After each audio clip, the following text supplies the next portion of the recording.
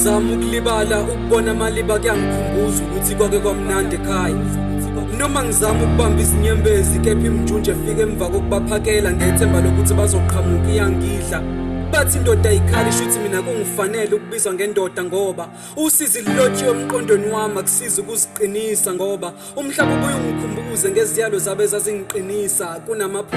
Kunamaphutha bengeke ngikwenze besakhona nizothi ngibuthakathaka kepha ubuhlungu engibuzwani bazi ekujuleni kwenhliziyo ngiyafisa bafike noma ingephupho bangiduduze ngoba umcamelo ngiwasha mihla namalanga ngenxa yamabalezi inyembezi. Kusizaphi ukuhlala ethembeni ngoba kaningi ngizama kepha ngingalungi kodwa ke ngisanalithemba yize ngingeke ngihlale kulona hleze ngilisinde nalo lingibalekele ngoba ngiwumthwalo engikuthwele nami ngingaphezu kwami ngabe ngiyanibhalela ngakho konke inkinga ngizotha ngiqine ukuvuka ekseni umamatheke ngethemba lokuthi iphupho buliphuphu nabo liyiqiniso. Niyabazini ubuhlungu bakho ngiyazi ngisho kuyokhala emalibeni ubancenga bayakuzwa izithombe zingikhumbuza ukuthi kwake kwamnandi ekhaya. Impumelelo mayiqhamuka ngizwa sengifikela izinyembezi ngoba ngabe nabo babungaza nami impumelelo yami.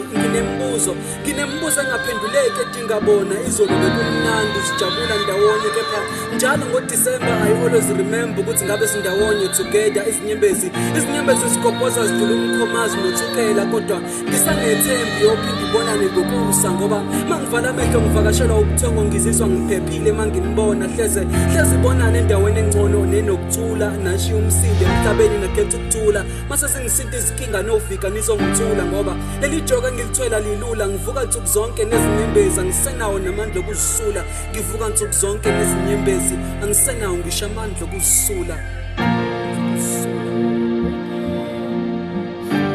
Qwabe Twins.